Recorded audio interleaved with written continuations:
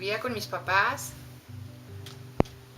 en Copilco, que ahora está en Eje 10 e Insurgentes, Copilco el Bajo, muy cerca de CU. Me tocó vivir muy de cerca el asunto de los estudiantes. Primero por mi papá. Mi papá simpatizaba con los estudiantes, estuvo la noche de Tlatelolco, cuando se soltó la balacera, cuando mataron chavos, cuando los detuvieron.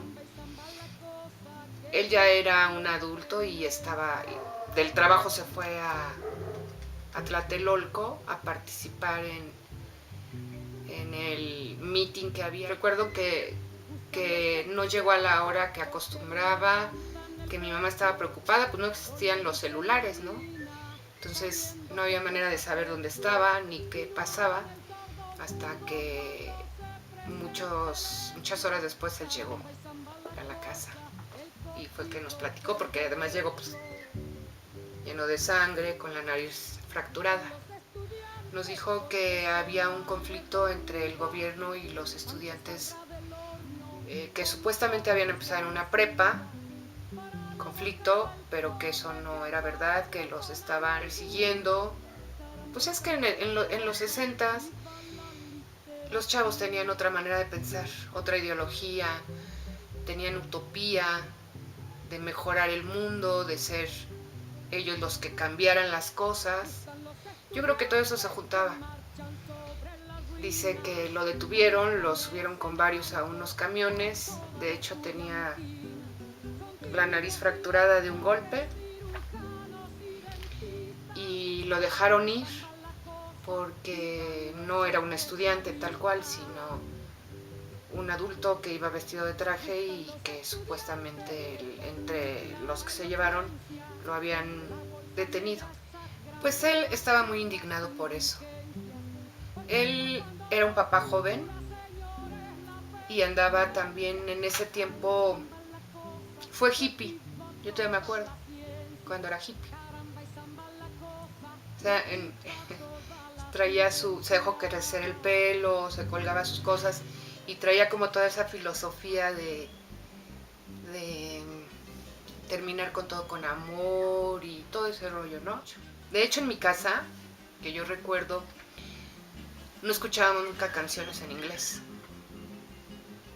Empezamos siempre a escuchar canciones de música latinoamericana. Por ese tiempo me acuerdo muy bien que no salíamos mucho a la calle porque fuera de la casa, que está muy cerca de CU, había tanques de guerra, sí, tal cual, ahí por la calle, afuera de la casa. Y había hombres armados, entonces salíamos poco. Era muy impresionante, sí, realmente, porque en mi vida había visto tanques de guerra y menos estacionados por la calle. No podían entrar a CU, aunque de todas maneras entraron, pero sí estaban estacionados ahí por Avenida Victoria, que es la calle donde vivía con mis papás.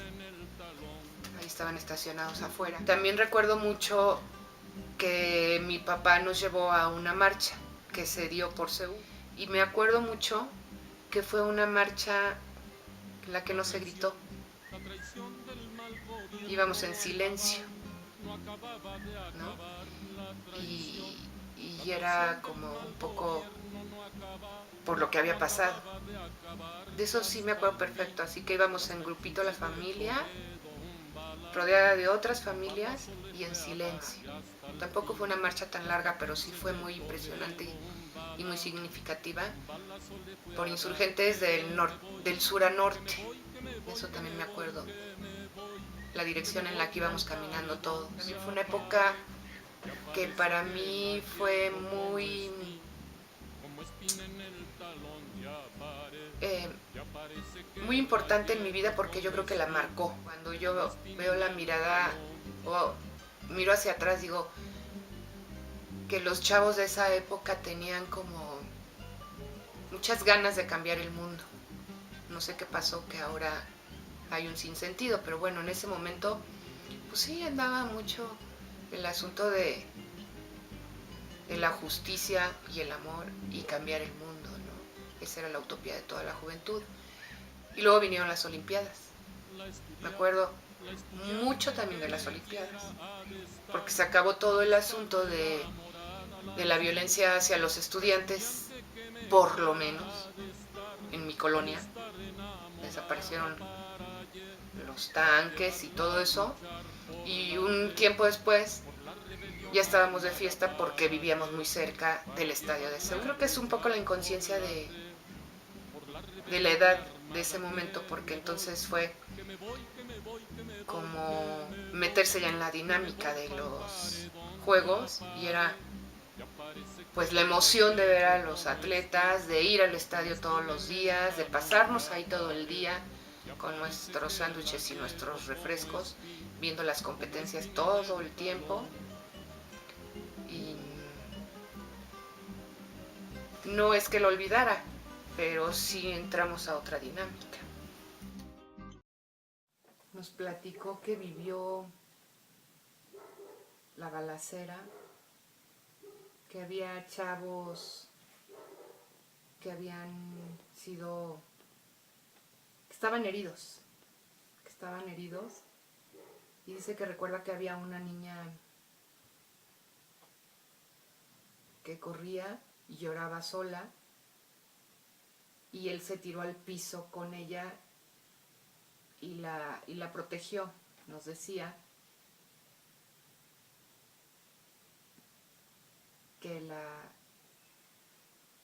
protegió porque solo oía los balazos y él estaba tirado en el piso y veía muchachos heridos, que era un caos, que todos estaban gritando, corrían. Lo más impresionante, me acuerdo que decía que estaba tirado protegiendo a la niña y que le llegó un hilito de sangre. No fue así feo, no platicaba. Lo recuerdo mucho llorando cuando nos platicó eso. Una cosa brutal, ¿no? Y después nos decía que lo que decían en los periódicos y eso no era cierto, porque cuando él se lo habían llevado detenido, estaba lleno. Donde él estaba lleno de chavos. Que no era cierto, que no había habido muchos muertos o detenidos, porque él lo había vivido y lo había visto. Y que él había visto que unos cuates, porque decía que habían llevado y metido a todos ahí, donde los tenían detenidos, y que había unos que empezó a decirles, ya vamos a salir, y se amarraron un pañuelo blanco en la mano. Los que no eran estudiantes, seguramente, y esa era la señal para que los iban a dejar salir, con un pañuelo en la mano. Yo todavía lo recuerdo y sí es así, una cosa que me pone mal porque veía a mi papá cómo lo había vivido, ¿no? Y de veras, cuando platicaba no podía más que llorar de cómo había visto cómo habían matado a muchos y cómo había vivido él todo eso, ¿no? El miedo, porque decía que había tenido miedo de que lo hubieran matado también a él.